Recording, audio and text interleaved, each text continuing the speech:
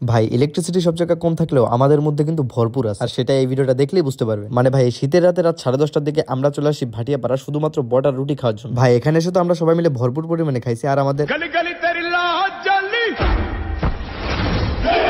জিও রে বাহুবলি ও একাই 10 থেকে 15টা রুটি খাইছে। তো এখন বাজে হচ্ছে অলমোস্ট 10:30টা। আমাকে মাত্র ব্যাডমিন্টনের কোর্ট থেকে নিয়ে আসছে, আর এনেই বলতেছে এখন ওনারা ভাটিয়াপাড়া যাবে বটার রুটি খাইতে। আমি তো যাইতেই চাইনি, কারণ আমি এরকম কোনো প্ল্যান করে আসিনি, আমি আসলাম র্যাকেট খেলতে, আর আমি কোনো হুডিও আনিনি। তাই রিয়াদ ভাই বড় ভাই হিসেবে তার জ্যাকেটটা আমাকে দিয়ে। হ্যাঁ, এরপরে ওনার অবস্থা অনেক খারাপ হয়ে গেছিল, সেই বিষয়টা না বলি। যাই হোক, তো আমার 80 লাখ টাকার স্টেপটাকে ভালো মতো করে ধুয়ে আমরা মাহিন্দ্রতে উঠে পড়ি। দেন আমরা ভাটিয়াপাড়ার উদ্দেশ্যে রওনা হই। যাওয়ার সময় ড্রাইভার কাকাকে বলতেছিলাম যে কাকা আপনি কি কোনোদিন রাত্রেবেলা ভূত পেতনি দেখছেন নাকি? তো সে মোটামুটি অনেকগুলোই গল্প শোনাইল, আর তার ওই গল্প শুনতে শুনতে আমরা ভাটিয়াপাড়া চলে আসি। ভাটিয়াপাড়া আগে অনেকবার আসছি, বাট বটার রুটি কোন দোকানে ভালো সেটা আমি জানি। তো আমাদের হুড়াই ভাই, শোকত ভাই, রিয়াদ ভাই এনারা আমাদের রুটির দোয়ানে নিয়ে আসলো। রাত অনেক হয়ে গেছিল, তাই আমরা আর বেশি দেরি না করে খেতে বসে পড়লাম। আর ওনাদের বললাম যে রুটি বানাইতে থাকেন, কারণ আমাদের বাহুবলী ভাই অনেক ক্ষুধার্ত, আর তার আর হুড়াই ভাইয়ের জন্যই মূলত আমাদের এখানে আসা।